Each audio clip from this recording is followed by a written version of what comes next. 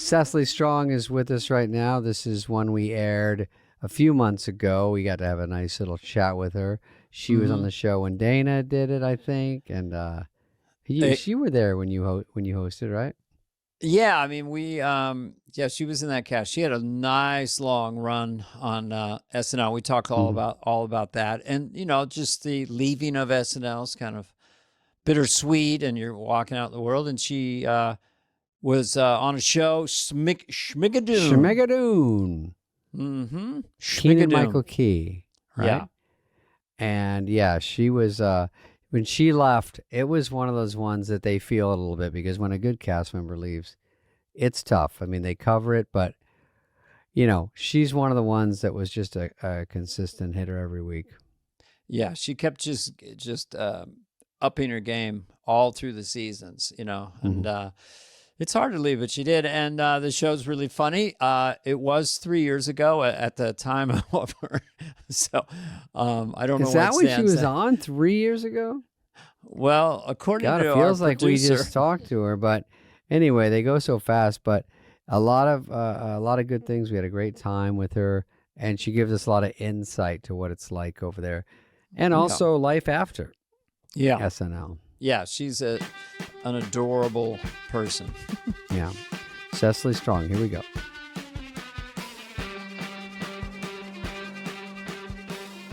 Everyone off. She's here. The thing about Cecily is she's always prompt. You'll find that she'll be on the Zoom a little bit earlier than when it was scheduled, like 35 to 45. Oh, sorry. Hi, I love your sweater. Yeah. Well, thanks. We're doing a similar themed look. This is kind of colorful. It's the perfect puffer. That's David's. David has a perfect puffer. I'm in Northern California. It's freezing, and there's a hypersonic river. There's never a rainstorm. It's always a cyclone bomb. So, but it's kind of nice outside. Is that still going? Is that still happening? Oh yeah. We haven't quit. Northern California never lays down with this. They never quit. That's true, I suppose. I'm not apologizing for my hair, but I'm just going to say we're just going to deal with it on this. It looks like a fashion choice. It's kind of hip. That's what it used to look like. I'm going to say 2 words right now about David's hair. Bad boy. Cecily, yes, back me up. Absolutely. Bad boy, right? Unkept, ready to fight. Bad boy hair. Yeah. And bad boys never go out of style. Right. Bad boy lost his comb. Bad boys never go out of style. So they're in style, and they're going to stay in style. By the way, just forever, so you know, yeah. Dana was saying it rains, and you're not in LA, I don't think, but it's raining always now. It's a new thing. Yeah. And you think with the taxes and everything, the only thing we get is good weather. Now we don't have that. So when it rains, the weatherman goes like this: it's going to pour for 7 days straight. And then there's such a big drought here. Everyone goes, oh, good. And he goes, but it's not going to help the drought. Did you think that? And I go, I did think that. And I go, no. See, it's funny you would think that, but the drought is getting worse. And I'm like, I don't think I know what a drought is then, because why is all the rain not helping? And they're like, it's nothing. It's got to go underground, man. It's all about recharging it underground. Right. But it was like, well, it's good to fill the ones overground too, I think. I don't know. I don't know what's getting filled. Celebrate the little wins, right? I thought it was a little yes, win. It was a little win. Shasta is a mofo. That thing is so fucking huge. And it's going to get so full when the mountains start to melt that they're going to have to release water. Here's my point. If it rains outside, I don't really have a point. I took a 1-hour shower yesterday just because it was raining outside. I go, how much could it hurt? Yeah. I didn't know where you were going with that, but okay. I'm so punchy and I have nothing, but at least I'll admit it ahead of time. Cecily, we're so glad you're on this show. Mm-hmm. We're so excited. It's wonderful to be here. I just adore you both. I hope you know that. I think I told you both at the 50th, but or the 40th, I mean, geez. But I don't know if you remember. 50th is next. The 40th, Cecily. It is Cecily, right? You say Cecily. Yes, Cecily. I don't want to say it wrong. Okay. People do say it wrong. You've been saying it right. I appreciate that. I'm Dana, and he's David. Yeah. No, it's Cecily is very hip. Cecily is like works at a mall or something. Cecily, I don't know about. Yeah. Yeah. When we did the 40th, aside from the excitement of it all and seeing everywhere you turn, someone was fun to see and old, new cast, whatever. She was assigned the thankless job of doing my bye-bye with me, which, the show was so thrown together. It was not thankless. That was very exciting. I mean, can you imagine was fun, though, if right? you were... Yes. It didn't kill and get off the charts and win awards.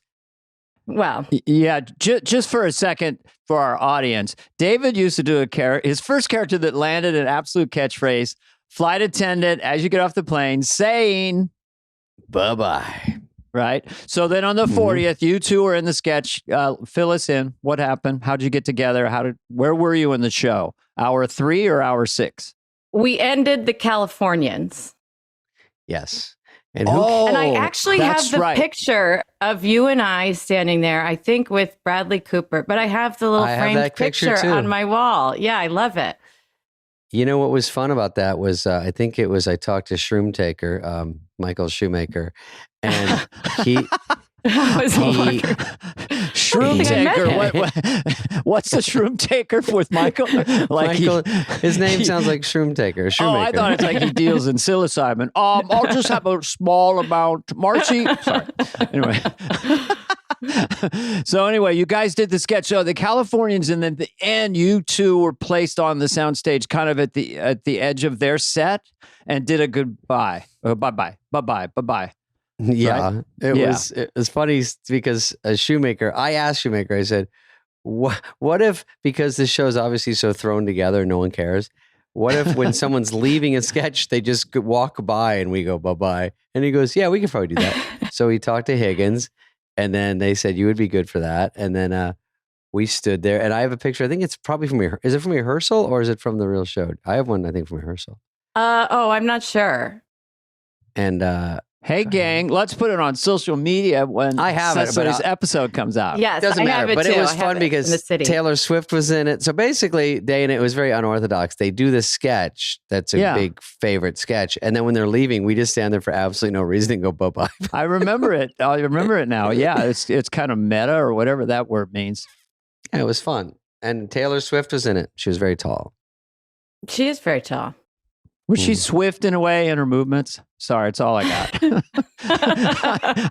Now, why do you ask that?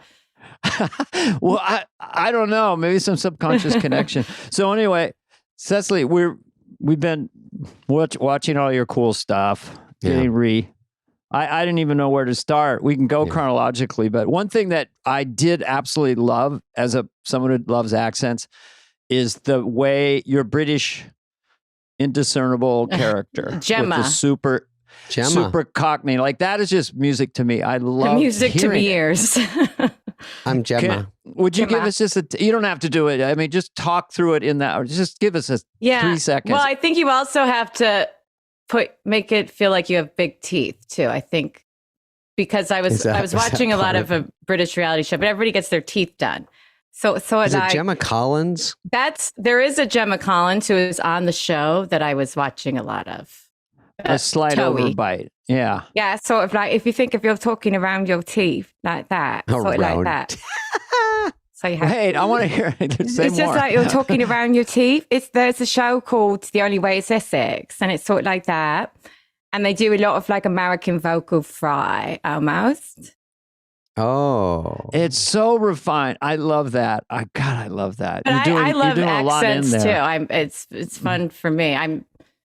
It's just what it sounds like to my ear. I feel like there's always a million comments. They're like, "That's not how that sounds." Which are the most fun people to be watching. Yeah, the ones who are upset we don't sound like that. But you're teasing it out and making it a character. I mean, you're doing something lispy or something with your teeth. Yes, it's very gives you a little. The S. It's almost like a little lisp because of the teeth. I think. Is that a little? Who's the great actress? Olivia Colman, or she did the Queen. Is that the name of that actress? Yeah, I assume so. Yes. Let's say that's her name. She's on The Crown. Close enough. She has a little overbite. Anyway, I love that. So that's where we wanted to start.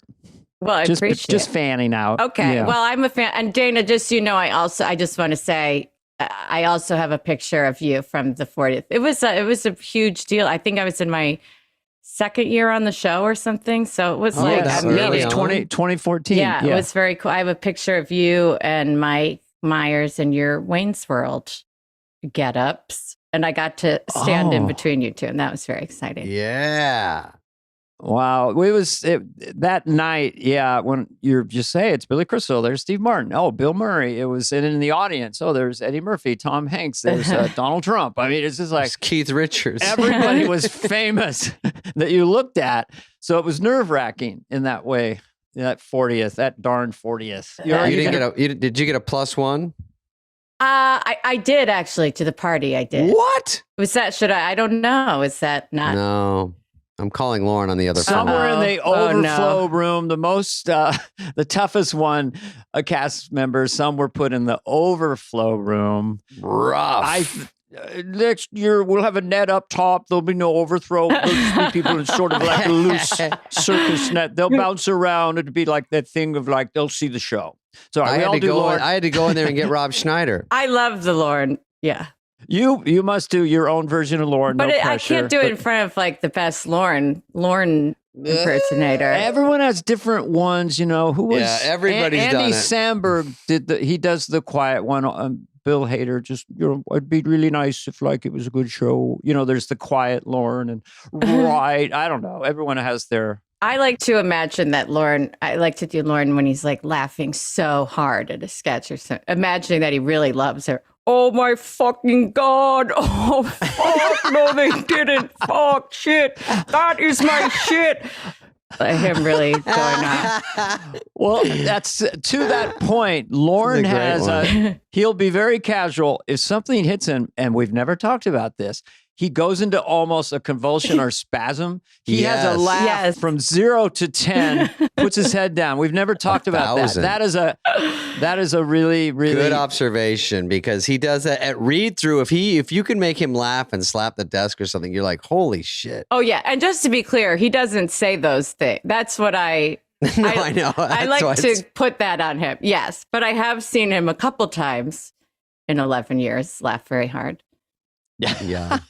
How is he? We were talking with other cast members the other day, and Lawrence Keenan. I don't know how these go in order or whatever. This comes out in 2026. Anyway, but Lawrence kind of amazingly, I'll say, sort of brilliant, passive aggressive, intentionally sarcasm to get you to relax.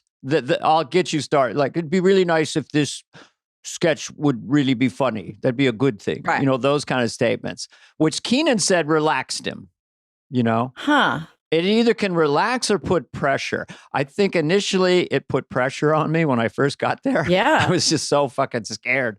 But eventually I got used to his sense of humor, the dryness of just...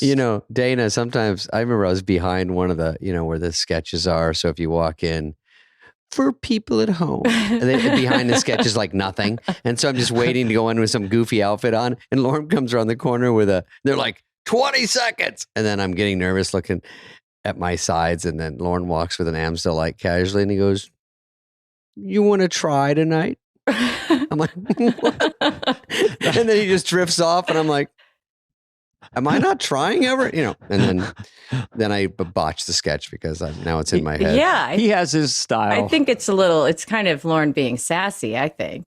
Yeah, he's very sassy. Okay, Lorne.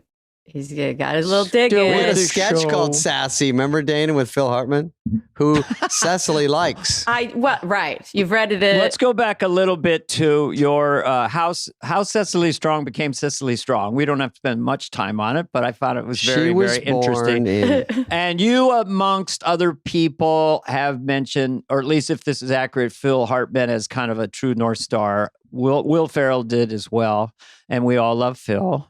And he was brilliant. So, yes. Well, I also think, listen, I have so many, like, I feel like I've spent a lot of time with you both on the show, like watching and really enjoy. There's so many people I love. And usually it's just when you say one thing in an interview, then it kind of sticks forever. But true. I mean, I was just a huge fan of the show in general. And I do think, I've played a lot of straight characters on the role. And I think he just is kind of like the such a great straight man.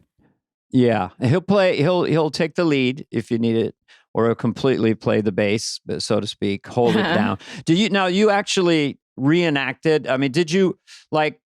You had an uncle who was a Broadway producer. Yes. Your mom and dad were kind of at a very young age, kind of saying, Cecily, maybe this is for you, or do I get that right? Like, when did that dream occur to you? I think I never, like, for real had the dream, even at the audition, was like, well, I don't want to say it out loud even, because this just doesn't happen, and I don't want to be disappointed if I got to audition, that I should be so happy that I got to audition. I got to be here. But I think I was like, when I was 3, I would just perform a lot around the house. And my parents were like, I don't know. And they put me in a drama class. Like, I hope that's it. I hope that scratches that itch. And it's not something worse. I mean, well, kids like it, and then you keep with it. Like, I think every kid is like, we got into comedy in our house and everyone just liked comedy. But I agree with you that when you say you're auditioning for something, or when I start doing stand-up, you don't want people to go, how'd it go? And if you don't get it, they're like, and then they go, oh. Right. Then it's like a bummer thing when you're like, well, I wanted to be happy about that. That was the idea initially. Well, like, the pressure keeps building because it's going toward 50 years. Like, it was enough for me to even imagine I could be on it, but there was only 10 years before me.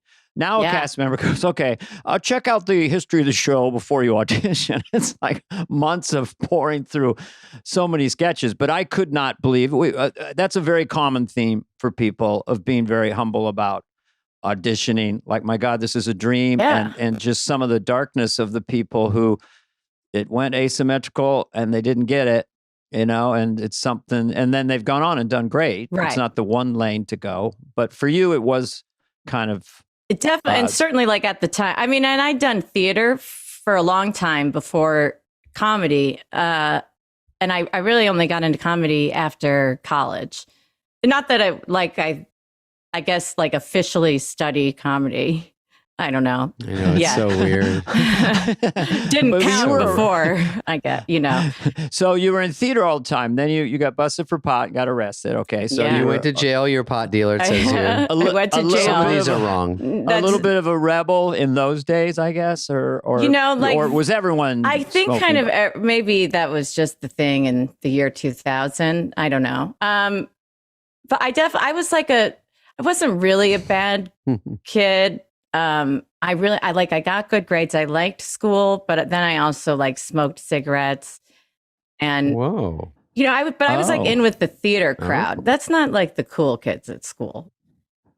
No, not at all. You do smoke a good cigarette, just but you don't light it, right? With Kathy Ann? Yes, I was a smoker for a long time, and that's always a thing I look at when I watch people smoke on camera. So you can tell, I've always feel like the people who have never smoked always go that's what like their whole hand. Right. And then breathe in. I put all the cigarette and my fingers in my mouth like this. Yeah. I go, is this that's wrong? A very straight hand. So Kathy Ann is like a redneck, quasi-alcoholic or whatever. She's just kind of lived hard. I've seen them in Montana, where I'm from originally, and I go there a lot. I've seen those people, and she's that looked like a fun character to play. It's so much fun, and I do think it's like so many of the people that I just love in real life and love to watch. And actually, I worked at Greenblatt's for right for next a while. To the Laugh Factory. Right next to the Laugh Factory. Yeah. And this is when I was smoking, and I'd go outside for a cigarette every now and then. And there was like a local lady in the neighborhood who would yell on the street a lot. And so she sort of was where it came from. And she said, and it'd always be like, oh, don't make eye contact because she'll come over here. And it said, like, they tried to give my brother DUI. And I said, it's probably your own breath blowing back in your face. And she was just that kind of energy attitude. Wow. But it's together, we've met don't a lot make of those eye contact. characters in our neighborhood. Right. Met that person. And that's such a specific rhythm. Yes. Yeah. And I think they are everywhere. I don't think it's like, she's got a bit of an accent, I guess, but I don't think it's like definitely a Southern thing. It's like right? In Michigan, no. It's in a bar everywhere, every state. It's a bit of a tweaker twist to it. Like you don't know really what you're getting to, and it's a little crazy in the eye. Yes. And again, I like to think that there's some teeth interaction, like missing a tooth or there's a rotten tooth. Okay, how would that affect the way the voice tooth comes interaction? out? Well, that's how you do impressions. Yeah, that's kind of like Raj. She also got like a mild speech impediment too. Because there's a missing tooth and the tongue kind of wanders in there. Yeah, and there's a sore back there. There's stuff in the mouth. Bitter cheek. For our theater students that listen to this podcast, they're freaking right now. Well, just the idea of pretending, okay, his character is missing a tooth. Yeah. I have, Cecily has beautiful teeth. I'm going to somehow make that part of the voice that the tooth is missing. Okay, that was for the theater fans. Go ahead. Well, Dana, can we get one last taste of it so people can listen to that? Yeah. Well, if you try to talk like you have no teeth, you know how to sometimes. I think it's sort of starting from there. Starting from there. Okay. When we did bye-bye, she said, approximately how many teeth does this have? And how big are they? Mm-hmm. Does she whiten them? Roughly how big, centimeter-wise? Just will help me a little bit. So we're bouncing it around. I love we're keeping with teeth. That's good. Well, I love that you're willing to kind of explain the character rhythmically and the voice thing. It's really interesting to me. Well, and that Gemma, Dana, who Benedict Cumberbatch was American, right? Benedict Cumberbatch. Slumber he did party. It's like a Cumberbatch slumber party. He should host that. Did you say to him, adults. Is it more fun for him to play American accent and you're taking the Gemma? I think that was, I hope that was fun for him. It sounded like it was at the time. He might have been just doing whatever that week, but I imagine it would be. Yeah, it's probably more fun. Yeah. Yeah. I think he was cool, right? Fun to work with. So much fun. I did a guest spot there and just met him. He seemed very earnest and humble and ready to work and hoping he's doing a good job. I feel like, I don't know if you got this vibe at all when you guys were on the show, but sorry, my dog. Come on. She's making things up. She's very dramatic. I'm sorry. The focus wasn't on her. She's making things up. That's saying, what is this person doing? She's talking with you on the Zoom. She's like, that's enough. Talking to herself. I'm sitting over here. No one's paying attention.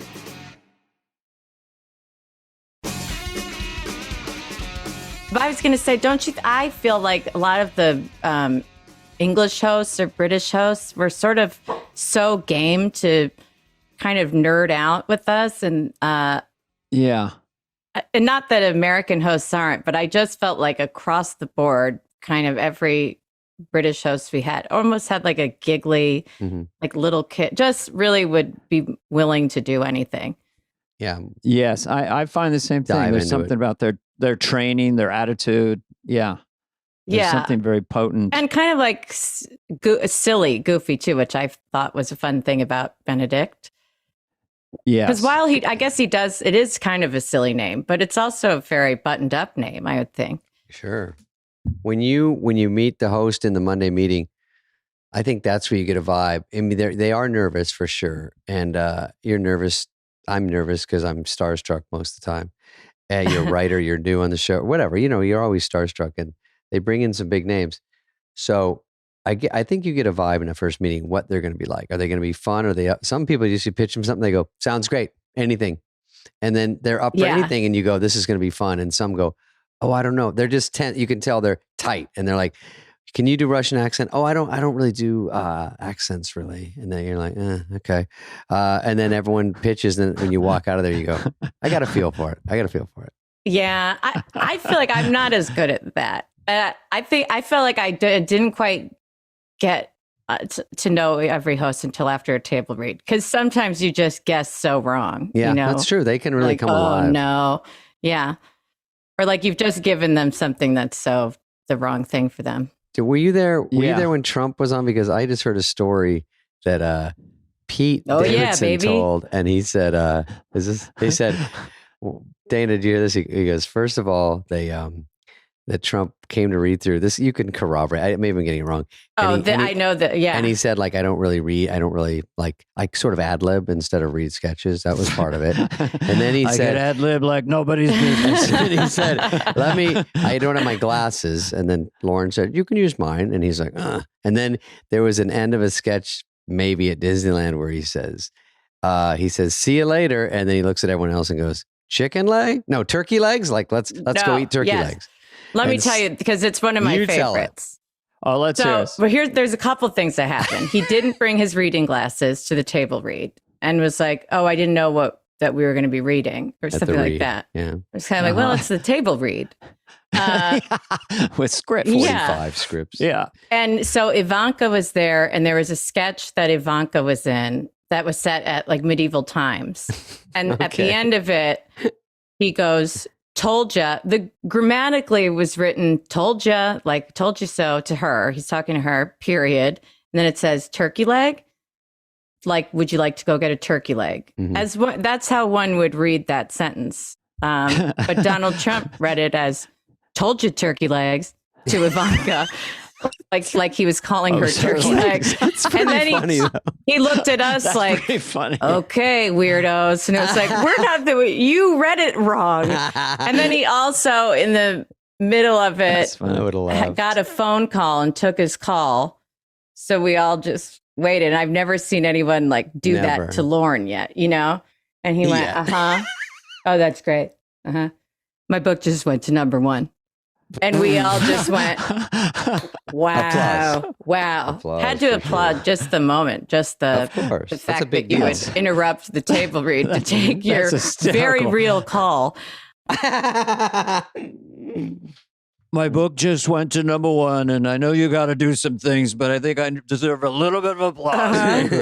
And then he asked to be put into the Drake, the Hotline Bling sketch, the dad. I think it was like the dad dance or something. I remember his funny little weird dance. He asked to be put in that. Yeah. And then the other thing he did was they did a Giving Tree sketch. And Jenna always tells the story, our stage manager, because he's like, "That's not a real book." And she kept saying, "What do you mean? That's a book." And he just did not believe that the Giving Tree, as he was in a full tree costume. And I do have a picture from my monitor in my dressing room from rehearsal of just his face in this tree costume.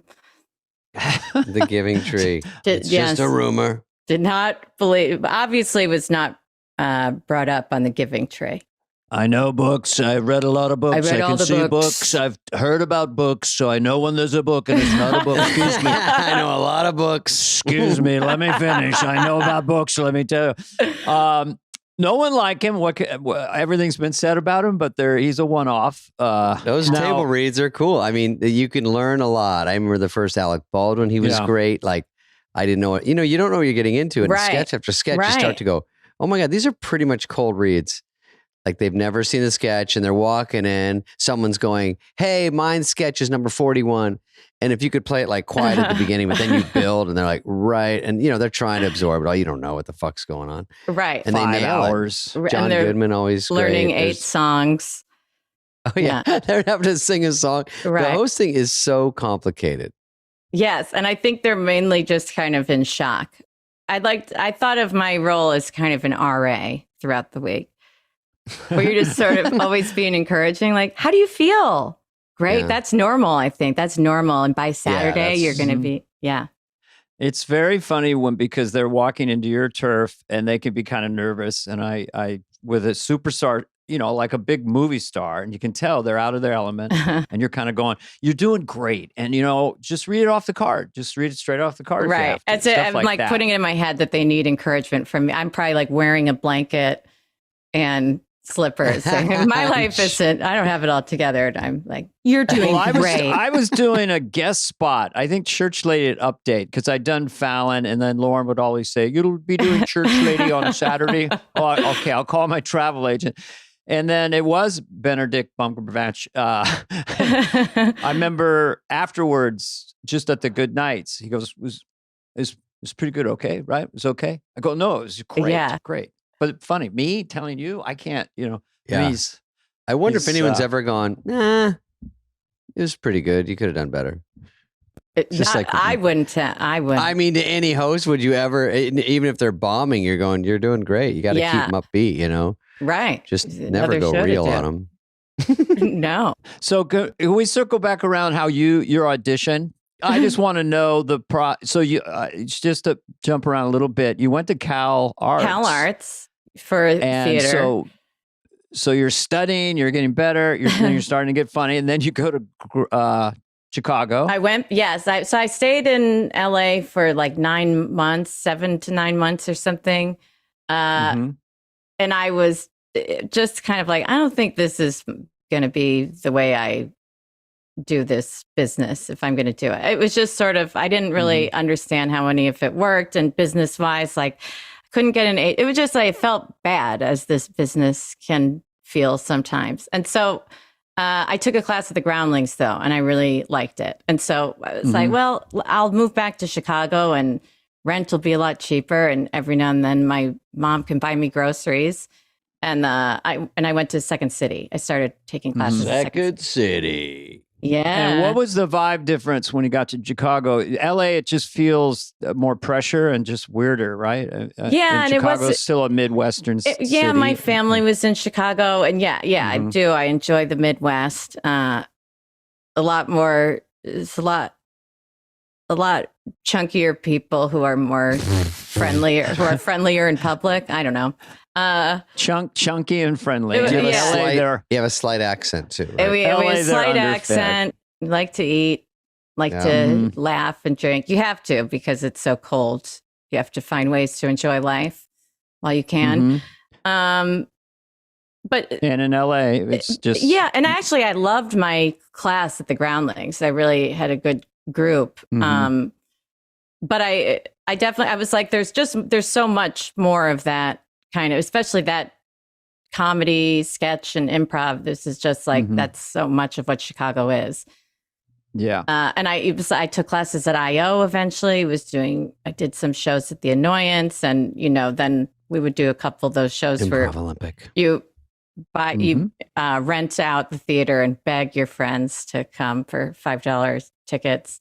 You may have 5 audience members that night. Bring your show. And when did you met people either been at Second City, got on SNL, or coming back to say hello, or then it became sort of in your purview, as they say, SNL is a possibility. It was not. It was like a possibility, but again, like I wouldn't be so foolish as to say that out loud. It's just such an outlandish, like that's not going to happen to me. And I knew that they did auditions, but even you had to audition for the audition. And I was like in the box office at IO one night when Sharna was like, "You should do this." And I thought, well, I don't know if I'm ready. And I heard like if you audition for Lorne once and he doesn't, and you don't get in, he never wants to see you again or something. Never again. There's all I've heard that. Yeah. The things that people pass around, and like you can't get pregnant in a hot tub. You can only audition once. SNL, just the info kids pass on. You can't get pregnant in audition. Yeah. Urban myths or whatever. Yeah. And so, but then I took a workshop that was, what was it? Characters and impressions or something. Because I didn't do a lot of impressions. And I never really thought of myself as an impression person. But I think I put together six things, but I kept them all short. And I think that's what helped me in the end, was because you would see some tiny people. Hook. Yes. And you're like, some people, this is very indulgent, and and everybody's doing similar, there's the old, I forget his name because I'm Sam Elliott. Who was it? The old guy with the mustache that everybody did. Sam Elliott. Yeah. It's like, well, 8 of you are going to do Sam Elliott. So you don't need to do like a 3-minute monologue. I like when they say like, I think this is a good trick. Like Dana, I've learned a lot about impressions from Dana, and people don't realize the longer you do it, the harder it is, because you have a few hooks. Yes. And they go, oh, that sounds like them. But the longer you go, it doesn't. And when sometimes you ask people to ad lib as a character, they go, no, I know that's so much harder, because you want to write something that includes the hooks. Right. And where you say, and yes, like your thing in, and I know I sound like them here, but I can't say the word chalk.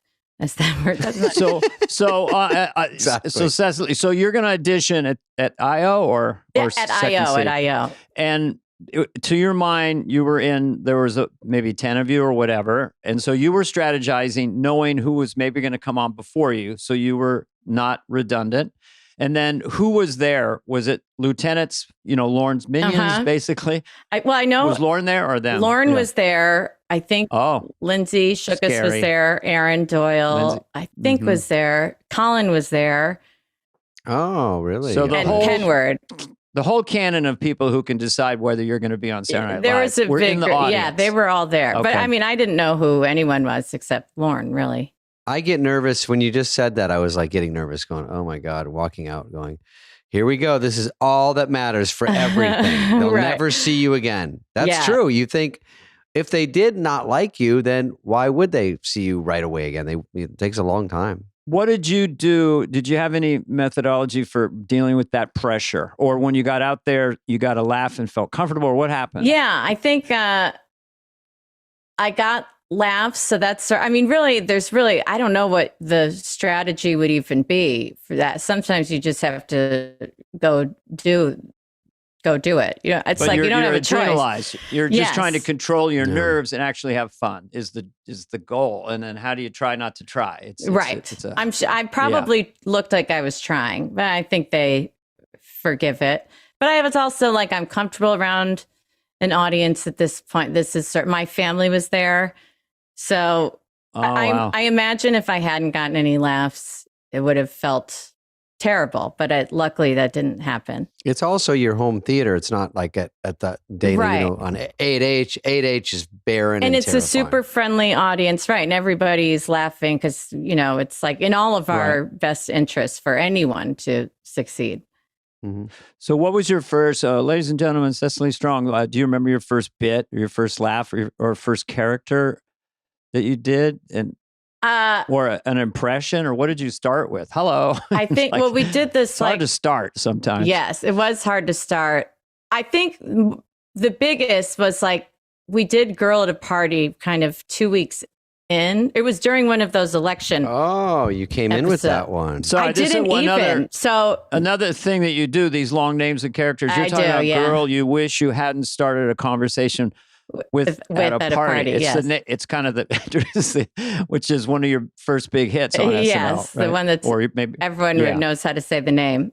I was trying to write an update character with Colin Jost, and I did do for my audition. I did a little boy that I overheard at Mother's Day restaurant in Forest Park, Illinois. But it was the intro was half of the. Is that the name of it?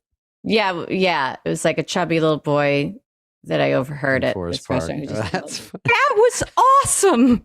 See you next Saturday. Something like that. That much is funny. Yeah. You would get it. You'd be like, right. Anymore, it would be like, you see the boy. Yeah, you see that little boy. Loved his pancakes. So I was trying to write something with Colin, and I kept sort of being like, and that's a good one because it's important for society or something. And we were joking around like that. And I remember Jay Farrow was writing something, but you just heard him yelling the N-word in the hallway. And so I think I said, and can I say the N-word in mine? And so that was become Girl at a Party's bit too, which she was always like a little, just assumes that she's got the right to do everything too. And I'd heard a story from a male friend of mine who there was like a girl at a bar, and I'd heard a couple people in my life were telling me, they'd seen a cute girl at a bar or something, and then she said something racist or offensive, just kind of out of nowhere. And it was like, casually. What? Where did that even come from? Yeah. So wait a minute. So you actually used the real word in your audition? Oh, no. I've never. Oh, okay. No. Yeah. No, I didn't know. So this Jay Farrow was screaming. He used the real word. I said, can I use the N-word? Which I think he did. Yeah. I think we did put that in an early Girl at a Party. Did Jay Farrow and you get the show on the same night, or no? He was. I can't remember if he was a year. I think he was 2 years before me. Mm-hmm. Oh, okay. So he was already in the cast when you auditioned. Yes. Okay, and he just happened to be screaming in the hallway. Yes. I thought it was from nerves that he screamed. No. Yeah. Jay was. Okay. Yeah. God, Jay gives all of himself. Yes. Yeah. Did you get the show from that audition? We had speed dating the next day. They asked 9 of us to go to the hotel where Lorne and his peeps were. And there were like 2 long tables. So I think I had an awkward conversation with everyone for 5 minutes. The only thing I remember saying was like, I love Trader Joe's, you know, cucumbers and wine. Yeah. I don't know. And they're all just staring. Was anyone laughing in a friendly way? Or were they just looking at you? I feel like they were encouraging, but that was... I'm sure they know you're nervous. Yes, I'm sure they know everyone that walks in that door is like saying stupid shit. Right. It's impossible not to. So you do the audition, you do this little like meet up with them, and then what happens? You get a phone call? So then I got 6 months? I got another phone call, I think the next day or something, to fly out for a screen test. And it was an all-girls screen test. And 80 was in the ETC show at Second City. And so she got flown out from that too. So 80 and what was nice was 80 and I really did every step together. So we went to that first nice screen test. Yeah. And I knew her. I was a fan of hers, honestly, in Chicago. And I think I understudied her at that point too, on her role on ETC. And so we did our first screen test in New York, and then went home and kind of didn't think about it. Oh no. Then the day I flew back, and I got a call driving back from the airport to fly out to New York again, to just sort of sit in the office and talk to them. It's Lorne, pick up. Hey, Cecily, guess who? Hit me on the hip. Can you do the person who you don't want to see? They're trying to converse with you. The lady that doesn't have an Uber app, but says she does. We or like something. the little fat boy, but there's always a but. Can he be fatter? Yeah. So after the New York screen test, were you starting to think, maybe I'm going to get this? I mean, did you call your parents? Who do you call? Yeah. I think I definitely called my parents. And probably only my parents would be the one, because it was like, I just don't want to say too much and jinx it or make people think that I think I'm going to get this. Yeah. Right. But you did check in with them just because they knew you when you were 3 being funny. Yes, so it's they'd known me for a while. So, right. But you probably downplayed it. Like, I don't know if I'll get it, but I did this, and this. And of course, they probably at that point assume you'll get it. I don't know. Maybe they did. I don't know. It's pretty far down the road. Yeah. It's such a, right. And especially to go from like, I'm understudying Second City and touring and like, it's just such a big jump from that to now I'm on TV. And even, like living in Chicago versus New York. Well, just going in that building, the 30 Rock, and seeing 8H for the first time is hallowed ground. Right. All of it would give you a slight stomach ache or something. Or diarrhea-inducing Yes, building. and you have to kind of wait forever. You know, I don't even know how many people were in that screen test. You can just sort of hear people in the hallway, and I'm kind of like, I don't know when I don't know when I'm up. It's torture. Yeah. You're there for like 8 hours and someone just goes, like now. Those were the longest days of my life. Yeah. Yeah, that's scary. There's a waiting thing Dana and I talk about, like it's waiting to see Lorne. There's some weird thing about it's always waiting, and it just drives you bananas. Yeah. And then your anxiety does kind of build up. I'm like, I hope can I stand by the time I'm out there?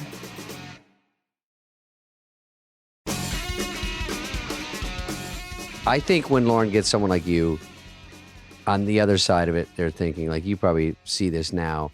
You've done Second City, you've done IO, you've done all these things. It's sort of a safe bet at some point. Like, you're not just out of nowhere, plucked out of nowhere. They do like to hear about you. I think they need a little buzz, maybe for one season, and then they hear your name again. And if they keep hearing it, they go, we got to check her out. And it's almost done deal then, at the beginning. Yeah. Well, I certainly had I never thought I was safe. You know what I mean? Sure. On your end. Yeah. Right. On my end. And I think like, I don't know that there was any buzz necessarily, but although I'm sure Sharna probably said something, but I think I was a bit out of nowhere. And so I went for 2 screen tests. So then we went again at the end of the summer, and Lorne told me, he said, my second one was funnier than the first. And he said that's why he hired me. How crazy Wow. to relive it. You almost get more nervous later on. That's weird. Yeah. But you look at you prepared yourself for whatever reason. You took all the steps so that it would be a possibility that you would get on Saturday Night Live. So let's move into, now you're on Saturday Night Live. I'm on it. Yeah. Does anyone telling you anything? Are you sharing an office with 80 or what's going on? I shared an office with Joe Kelly, who now does Ted Lasso with Jason. And I think he was there for Jason's last season. And he was so, he really like took me under his wing. And he was sort of our social coordinator too. So we went out a lot my first couple years. We'd go out every Wednesday. I went to Amsterdam with a bunch of people. Restaurant. Where was it? I'm sure I went there. Amsterdam, the country. Europe. Yes. Oh, the real Amsterdam. The real Amsterdam. I thought we went to Amsterdam's, which was, I thought, a restaurant I went to in Amsterdam. We had our table in the back of Amsterdam. You guys would go to Amsterdam every Wednesday night? Every Wednesday night. I swear I'm telling the truth. All the way You could take Paul's jet. It'll be fine. Yeah. Just be back for read-through. They're wild. You got to let them. So you get on SNL and you start traveling the world. They're wild. Yeah. I had to... I wasn't able to pay my health insurance premium until January, though. So I think it was like my first tax return. That's when I got to go to Amsterdam. Ooh. Pretty cool. I saw that you, at a certain point, you were on Update. How is that true? And how does that discussion happen? And then you wanted to go back to sketches more? Yeah. It's time consuming, right? Yeah, it was. And it was, so I went on with Seth for a bit, and it was really easy then because Seth had been doing it and he had done it with Amy before. So he sort of knew how to do that duo. And then Seth left and then I knew Colin was coming in. And I think it was it was kind of like, it became very clear that this was going to take a lot of work to sort of figure out what our update would be. And that's when it was kind of like, I don't want that to be my whole thing on the show, to have to I just felt it was going to take more work than that would take away from getting to do sketches. And it's sort of like, I liked being a guest on Update and felt like I had much more success doing that than being a host. A host is like the straight man. Yeah. And I kind of like, I was like, it was a cool honor. It was great. And there was a great team writing jokes. It feels like a whole different world at SNL, like the Update room versus sketches. Sure. But I certainly was like, I want to be in the sketch world more. And I don't want people to not write me into sketches because of Update. And knowing that it was going to need all this work was sort of, we had a lot of talks about it. And it was like, I would rather go back to just being in the cast then.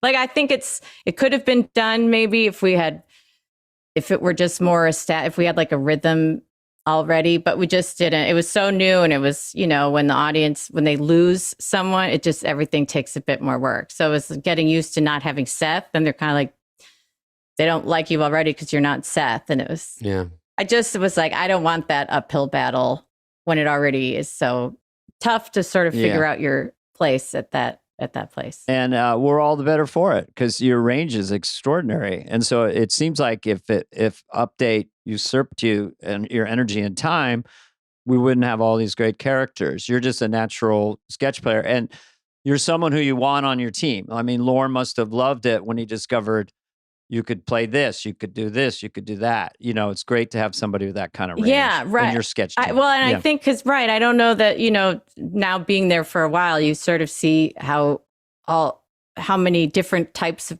people do this show and make it work. And you're always like, there's people who are stand-ups and it's just like, not everybody comes from like a theater background. Yeah. So you're only going to have, right. You're more valuable probably out there in sketches.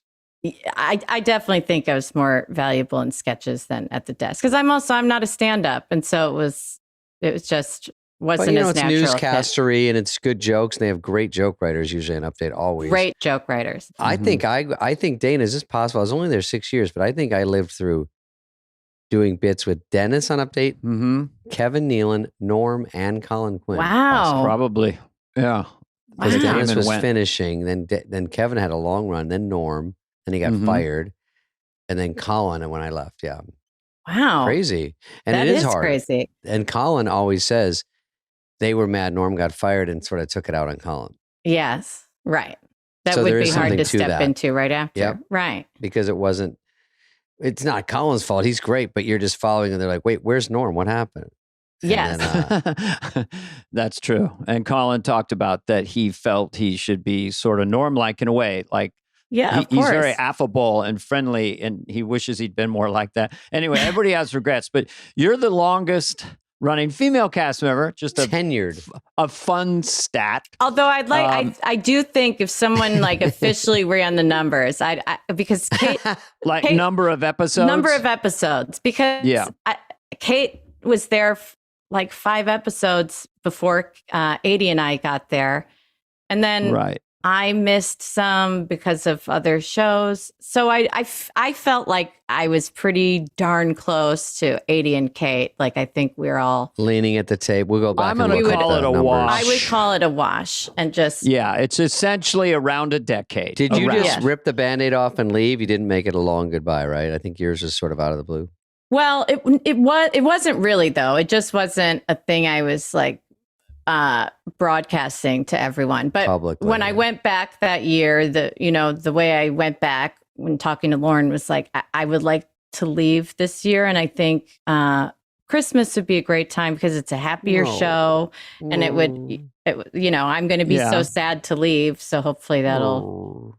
I'm getting Lorne on the other end of this conversation. No. He gets attached to his cast members. Yes. Maybe stay till February. I think they would. Yes, I'm sure he would have. It was probably like, we're not going to talk about it and broadcast it, because I think there was still a lot of people holding out hope that I would not leave. Was it when did you go to Schmigadoon and then come back? Is that what happened? In 2020, I did Schmigadoon that fall and got back in December. And then last year I did a play. I did this one woman show in LA. So I missed the first. Lily Tomlin one, right? Yes. Wow. Another long title. And it was right. Exactly. I'm comfortable with filling those shoes. Did you hear from Lily at all? She came to opening night. Actually, which I found out that day. And that was, I think maybe that was even more nerve-wracking than having Lorne at that audition. And Lorne asked that, make sure you're there on the opening night, Lily, but don't let her know until like a couple hours before, because like she works very well under pressure. Right. Yes. But you probably scored. I'm sure she was incredibly sweet. I would assume. She was wonderful. I mean, I think I got to get applause for her at the curtain call, which was really, I was kind of like, can I get through this? Can I say these things without weeping? But it was very cool having her there. And then unfortunately, Jane Wagner, who wrote the show, didn't get to the show, but we did. I went and saw her at her house, which was really cool, seeing all of her and Lily's. It was like a museum, really. So they have all their things. In Search of Intelligent Life. The Search for Signs of Intelligent Life in the Universe. And yet, for short, I know people call it ISFAJJQQFR. Yeah, just for short. I call it the spaceship monologue. The spaceship. Well, by the way, I saw Schmigadoon. Schmigadoon. You can't not do Adam Sandler when you say that. Oh, yeah. Schmigadoon. Yes, I thought you were saying Chicago, which is our second season. I saw Schmigadoon, and it looks very involved. Like. Is it a hard show? I think you produced maybe also, but is it hard because it's, first of all, very unique, which is so hard to do these days. And then the dancing and the singing and the jokes in the songs, all that stuff has got to be tough. Definitely. I think, but there's a lot of outside rehearsals. We have a great choreographer and great music team. So it was sort of that, it all felt like once you were shooting, it felt very ready. Mm-hmm. Because especially that first season, we was such strict COVID rules. So we really were so limited with how much time we got with each other. Tell everyone second, what it is. for our viewers. right. Yeah, you and Keegan-Michael Key, I love his name, star together, and then go ahead. Yeah, so we play a couple they're sort of a newer couple. They met and have a great thing, and then they're sort of at a rut in their relationship and arguing a lot. And Melissa just finds a hike for them to sort of, it's like a romance hike or a love building hike. Rekindling, a rekindling hike. And they go on it and they're arguing and caught in a rainstorm, and somehow they end up in this magical town called Schmigadoon. But they find out it's a musical every day. They've gotten themselves trapped in an old-fashioned musical. They can't get out. And they can't get out until they find true love. That's a good, really interesting setup. And it's really well done. I mean, I was watching it going, just knowing a little bit about production, being on movies and how hard everything is, just when I do my basic crummy movies, to have this with like so many things happening and so many jokes written and just how it's got to be so tight. Everyone looks great. Very good job. Man. I will say the second season, there are more looks and worlds covered. So I think it was somehow we had the same amount of time, but I think like 20 more pages or something. So it felt a bit more frantic. But we got it done, and I think it's pretty fun. In Canada. Oh, you do? Yeah. Schmigadoon, Canada? In Schmigadoon, Canada. I always like it when you watch the first episode. Canada. I love when people are going into a surreal environment that can't be true, but it is. That's lovely. It's Vancouver. And your character's kind of going, well, let's go with this. And your boyfriend's going, this isn't happening. He's very skeptical. He's not a musical person. Yeah. And then just so people know, you'll randomly say something to these people that you don't even know. And then they'll have a well choreographed, brilliant Broadway song. They'll just start, and they were such great dancers. I remember there was one, it was like 8 a.m. or something. And this guy just did 16 flips in a row. It was like, wow, what a different morning you and I have had.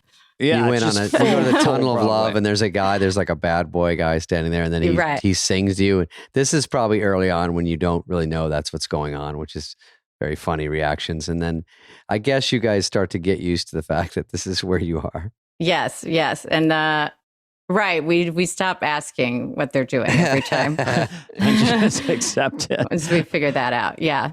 That's on Apple TV. That's on Apple TV Plus. The new season, which is Chicago, is April 5th. If you like Broadway musicals, which everybody does. And then I do think first season, I think a lot of people who do not consider themselves musical people. We had a good amount of people. Well, I'm not a musical person. I liked it. Well, it's kind of science fiction in a way, fantasy science fiction. Hopefully there's like something for everybody. And I think having Keegan and I lets like a comedy audience it's jokes, that there's maybe tons wouldn't of jokes in think that was a show for them. Well, the songs have jokes, so it's not just watching, Yeah, it's very original. I would check it out. I would check it out. And you and Keegan are great. I see Keegan out a lot. I see him around in Los Angeles. He's the best. Yeah. Yeah. Always good mood. You can hear him when you're out too. I feel like when he enters the room, he's there. So there's like he's a big scream laugh. A lot of fun energy. Could we just touch on, as we go through your life here, some of your classic sketches? Like I know that you, I just kind of personally I just want to say this is very cool for me. Just want you to know that. We've been watching you all morning and laughing out loud at your stuff. And that's why me and Dana are going back and forth before we called you. And we were like, did you just see this one? Did you see this one? We're alums and we don't want to make it too grandiose, but it is a seminal experience for us in that place. Yeah. And Lorne and being on live TV with your friends who you make lifelong friendships with. So this is very enjoyable. But I just kind of thought there was so many great cast members in that decade. And then I personally sort of started to notice you doing, like really connecting with the audience. Because I think it takes a while for the audience to go, oh, we like Cecily. Yes. Yeah. She just made me really laugh. And then it happens and builds. So I just saw that maybe At least it was for me. Those last 2 or 3 years, you were just at another level, or some other level happened of confidence. Yes. And Gina Pirino, sorry. Yeah. Was like but like a heavyweight character, like a big, loud, bombastic. And that must have been fun just to play that person. That persona is so aggressive. Yeah, definitely. And Brian Tucker wrote it with me. And he wrote it as a sketch first, just a sort of a Fox News thing, but no one really knew who she was at the time, even though we were like, she's a great character. Yeah. But the first time we did it, I don't think there was a big response. And then we tried it again on Update, and it was sort of, I was excited because it was a way to do a bit of physical comedy too, because I wanted to, and the first sketch that we wrote, we had her in a chair with a seatbelt, worried that she was going to fly out of her chair. So I was like, well, then let me fly out of the chair. That'll be our thing. Yeah. You know, she always yells, Dana, because she was yelling for a Cobb salad and they didn't have they had cranberries on it. One cranberry. Right. Yes. That's her volume or and something. She never went down on volume after that. Yes. But yelling at a waiter. It was a big, powerful one. And then I'm always interested when people can do, because I don't know if I had that gear, play subtle, dumb, and talk. I'm just looking at the 2 porn stars you did with Vanessa Bayer. Describe those 2 characters and the rhythm of how you're acting, dumb but not dumb. I mean, how do you describe that? Yeah, I think my porn star was always a little bit more out of it than Vanessa's, and but it was kind of, that's how the pair worked, you know. And I think mine's just, I remember seeing, I think it was like a Tyra Banks or something early on, and she had a porn star on. I forget who it was, but she was so like, yeah, I'm happy doing that. And there's just the way she was speaking was, I was like, oh, I want to do that. And I think it was also just a way to, writing with Colin Jost, we like to do a lot of malapropisms. And so it was, which we do a girl at a party, and then we wound up doing in porn. You know, it's like an excuse for a lot of bad puns too, honestly. Mm-hmm. Yeah. Right. But it's fun when you land a hard laugh with something that's so soft-spoken. I think that was like, even more than girl at a party, I think that was the most, I felt the best after that first year. I think it was Jamie Foxx's episode. I think that's what it was. And it was my first year, and we were the last sketch. And I think, and Lorne gave us, it was still more cushioned when you're in that last spot. You can kind of, the audience went so wild for it. And it was so much fun to have that reaction for the first time. At 10-1. Yes. Yeah.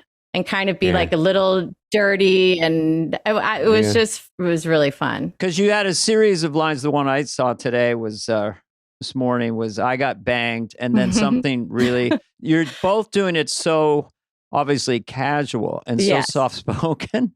But anyway, so I'm glad to hear that would be something. For me, it was doing Johnny Carson, because I wasn't thinking about whether the audience was going to laugh, because I knew what I was saying was almost too funny, at least to me internally. So I felt like you had that connection with that character, where it's just like all thrown away and really soft-spoken, but super funny. Yes. I think that's sort of how we got away with all of it too. We kept saying, like, how can we just wanted a framework to be able to say these awful things. And we were like, oh, they were porn stars, but they're not anymore. And then it was like, and we had a lot of fun running gags. Like, I never got a name. It was always like, how do we do that this time? How can we skirt around me saying a name? Like, can you give me an example of that? Like, she'd say, we're not porn stars anymore. I'm Brecky. And I'd go, and this is Brecky. Or she said, I'm Brecky. And I said, and you can too. Yeah, it's your non sequitur weird. Yes, I'm not always paying attention. That gal at every moment. They may have done drugs. Yeah, you kind of hope that they did.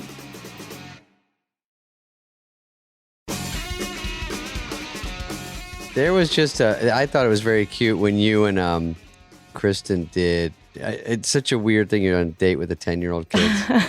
But you guys just carry the whole thing, and you're so keeping it alive and funny and just sort of odd, but very likable girls. Yeah. I think I wrote it with Mike O'Brien, and it was like, we just wanted to really write the best date that someone could, there's something that felt really good. And it was like, and then it just happened to be 10-year-olds, but they really felt like this is really a date that's good. I know the way you played it that's just fun to watch. Because I obviously, you start these, you don't know where it's going. And if you're in comedy, you don't know where it's fun to watch these things unfold. And then you guys just seeing two pros just being very funny on their side of it. And having like Tim and Bobby. It was a lot of giggling. Yeah, I'm sure that just looks like a super fun rehearsal also. Yeah. And you Bobby Moynihan, and he did the Best by Firing. That must have been kind of fun because it was just so loud and you were supposed to be getting fired, so you just deconstructed every other employee. Right. Like, rip if they're them going apart. out, they're going out with a bang. That was the first show I'd gotten a sketch on, and I got that on and Girlfriends on, and it was so great. Ooh. Because Bobby had been there for a while, and sort of like I really trusted whatever. If he's saying this is good, then I trust that it's. I was great. Really I hadn't quite yelled at the table yet before. That was my first time yelling at the table. Definitely? This happened to me twice, not as much as Dana, but to either write something or co-write something, and when you originally get a big one on, it's so much of your focus. To have two on is almost throws you. It's like, that's too much. Yes. It was crazy that they both, I was sort of like, how will that work? Because you have to oversee them, direct it. Like, there's so much to do with them and go to wardrobe and costumes and set design and help with every aspect. You're like, oh my God, just give me one. Let me just see if I can figure one out. Right. And you're like, well, is this going to work? It's my, wanting to make sure everything is like you've thought through everything for the first one. But then after, was the other one Girlfriend's Talk Show? Sorry, was the other one Girlfriend's Talk Show with 80? Yeah. So there's your bandmate from. There's your 80. Yep. Yes. So you have a comfort zone with her. Yeah, I really. At least in the early days. I did a lot of two-handers for a long time over there, which I really loved. Two-handers meaning duos. Yeah. Yeah, where me and Bobby or Vanessa and I, 80 and I. Yeah, Kate and those I. Are kind of Wayne's World was a two-hander. Yes. Hans and Franz, I'm going to say two-hander. Exactly. Yeah. But yeah, I think it's fun. It's a very clean, simple thing. You're playing a rhythm with your other person, and it's just nice. Yes. Also, for getting laughs off a straight part was you and Bill Hader when he hosted, and you're going to play Uno with your friends. Mm-hmm. Oh yeah, He's your boyfriend. Well, that one. I wrote a lot with James Anderson and Kent Sublet, and I was like, we just have to, what I know of Bill is like, we just have to give him a big toy. Yeah, really. So it's like, give him a big motorized wheelchair. And then you climb on him. I didn't see that coming. No. You have the courtesy blanket. Mm-hmm. Yeah. So it's not like, and she goes, sex is sexual. Right. It's not a sexual thing. It's science. And she goes, no, sex is sexual. And it's sort of, this awful trying to make your friends feel bad. Like, how much I want a baby. Yeah, I know. It was all good. Yeah. Try not to laugh, of course, because he's banging into everything, driving his fucking scramble. Right. And there's no, we still only get however many rehearsals. And then, so it's so, we don't know how any of it's backing up. You don't even know who's going to hit a table, or you guys are going to get your leg broken or yes. Over. And I think like the controlled chaos was sort of, that became my favorite part of the show. It's like the thing that sets us apart from everything else is having it live and not perfect. Yeah. Yeah. So, and it was sort of like throw in a dog, throw in some wine that you're throwing or some, just then you have chaos that you're kind of like, I don't quite know what's going to happen. So then it keeps, and the audience us senses that having fun. Yeah. They want it for sure. I had a dog with massive head wound hair. Of course, which was, right. Of course. But that was, I was just dog writing. won an Emmy. The notes after dress was, the dog is pushing a little. Could we get the dog to not find the lens? It's just the dog's hosting during February Sweeps with Jay-Z. So you do 10 years, you go through all these different All cast these members things. coming and going. When you first came in, who was there and who left pretty shortly after that, or were you? Well, we you wound came up in being we had a core cast for a long time together. that came in. Yeah. So it was Bill and Jason and Fred's last year. Oh, okay. When I Big got news. there. You caught them for 1 year. Yeah. and So I they got left. 1 year with them. Solid. Yeah. Which was so exciting, to have those people around when you're first there. It was really exciting. And then, and Bobby, Taryn, Jay, Vanessa, they were sort of the next, and Nassim were all sort of the next upperclassmen. And then, but 80, Kate and I, and Beck and Kyle, we were there for a long time together. Yeah, you did have a nice long run together. Yeah. Kyle Mooney. Yeah. Beck Bennett.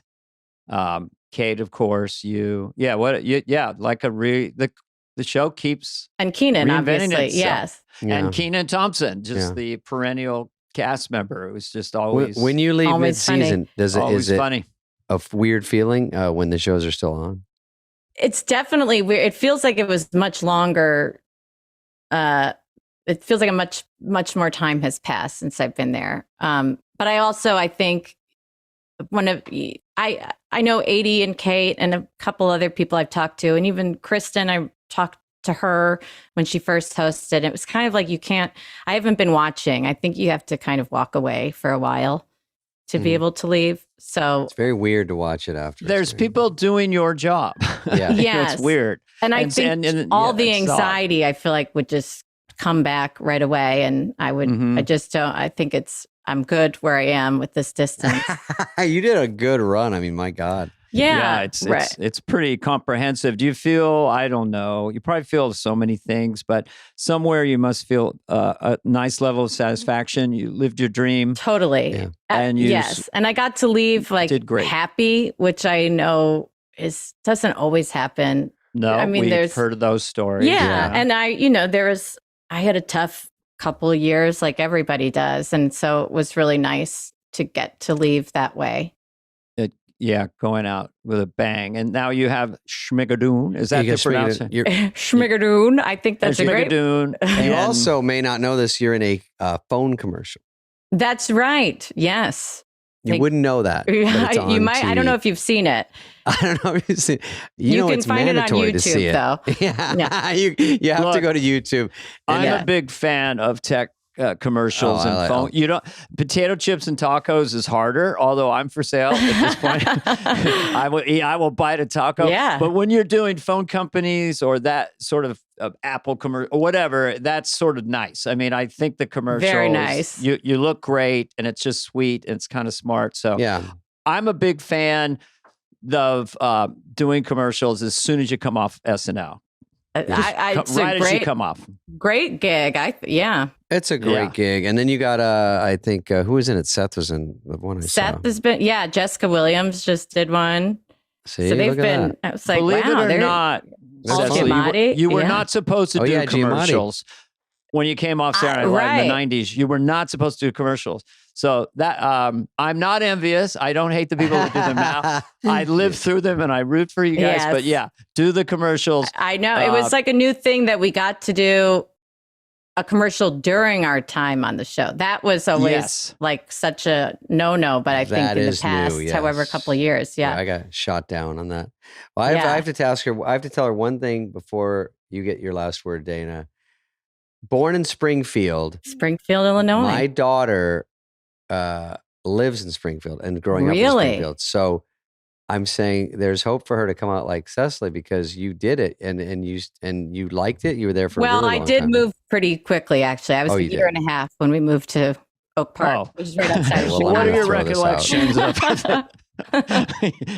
What was the mall like when you were there at 1 year But I'm old? sure it's what made me who I am. Do you go that back first year ever and a or half. no? Do you just to, that was to it? Springfield? Yeah. No, not to Springfield. She's like, I did "That go back. shithole?" I went back once. It's far away from Chicago, but I went. It was when Barack Obama announced Joe Biden as his running mate. it was in Springfield, and a couple friends and I drove. He did it at the J. Crew at the mall there? At the J. Crew. I got an autograph. Barack Obama. So you have a memoir out. This will all be over soon, which I love the title. Yes. Written during the pandemic, and that's available on wherever you can buy it. All the book places. Yeah. Book places, yeah.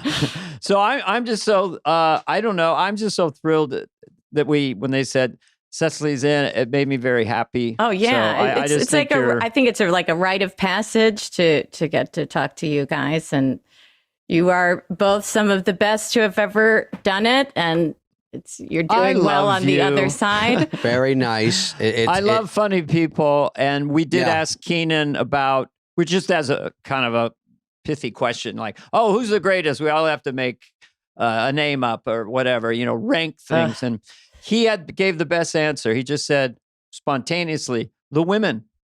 Oh, that's all the women. Isn't because nice? He's a freaking doll. He is adorable. He's like, you want to adopt him. Smart guy, too. Yeah, the amount of women, and you're in that continuum between Amy and I'll forget the names, too many. Sherry O'Terry and Maya, Molly. Maya, Molly, Kristen, Amy, Kate. Right. Yeah, there's so many women who've done such brilliant work on that show in recent history. But we fancy ourselves, it sounds highfalutin, a slight, casual, funny oral history of cast members, interviewing cast members. We know where the grease paint is stored.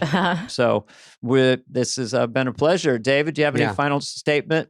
No, I like it. You get to talk about SNL, not bore everyone. Because at certain times you just start talking about it and you're like, all right, well, forget it. I should stop. But it's fun to talk about because it's on your mind. It'll be on longer than you think. You just keep, because you were there so long. From Saturday Night Live. And the great thing about the way the world works now with live streaming and all these venues, you're just going to work. You're going to do whatever you want to do in show business for decades now, but you'll always be from Saturday Night Live. Yes. Which is, it's a great legacy. Nice. And it's right. It could be way worse. It's not, It could be way worse. It's great to have. I mean, everything sort of comes from there and, came from improv places. Well, then you go there. When you can do live sketch comedy and do it with joy and do it as an expert, everything else that you can do, it's kind of, it's like, I feel like the greatest thing since leaving has been like seeing that people maybe see me now the way I saw Amy and Tina and Maya and Kristen walking in. And that was, I think, like, that's just a great thing to have in my pocket for a bad day. Big deal. To be like, I'm amongst those names, and that's so you are cool. 1,000% amongst, and everyone loves it at a certain age. One of Lorne isms, who was 14 at the time, but you've got your cast, your primary cast, and your people, and those fans are so connected to you. Forever, which is very sweet. They're 14 now, but you'll run into them later, and they'll be so. It's such an honor to be on that show, and to be humble about it, and just be grateful. We're on the wall. We get to do this. We're on the wall. We got to do a fun job for a long time. Yeah. So anyway, we're going to get started in a minute. We're just going to take a break, but we like to do pre-interviews on this. I think we got a good show here. We do. We know what we're going to talk about now. Thank you very much. I like to say we're going to see you around campus in show business, and for sure at the 50th. Yes, and, right. So that'll be exciting. I hope I get to do something with you. I know. Hope we do something. I would love that. We'll put you in Wayne's World. We got to start thinking about. Yes, please. That's one of the first movies I think I had memorized. That's probably I have the most memorized of all movies. Oh. I like to play. I'm sorry. I was trying to think of one line. And I think I did you bought me a gun rack. And I like it. What am I going to do with a gun? I don't even own a gun. I don't know. A gun. All of it. Great our line. whole lives Great are movies. Surreal. But anyway, best of luck to you. I'm going to be watching your show with my sister who's visiting tonight. Schmigadoon. And the new one is April 5th. So. And it comes out April 5th for the next season. Yes. All right. Hey guys, if you're loving this podcast, which you are, be sure to click follow on your favorite podcast app. Give us a review, 5-star rating, and maybe even share an episode that you've loved with a friend. If you're watching this episode on YouTube, please subscribe. We're on video now. Fly on the Wall is presented by Audacy and executive produced by Dana Carvey and David Spade, Heather Santoro and Greg Holtzman, Maddie Sprung-Kaiser, and Leah Reese-Dennis of Audacy. Our senior producer is Greg Holtzman, and the show is produced and edited by Phil Sweettech. Booking by Cultivated Entertainment. Special thanks to Patrick Fogarty, Evan Cox, Maura Curran, Melissa Wester, Hillary Schuff, Eric Donnelly, Colin Gaynor, Sean Cherry, Kurt Courtney, and Lauren Vieira. Reach out with us any questions to be asked and answered on the show. You can email us at flyonthewall@audacy.com. That's AUDACY.com.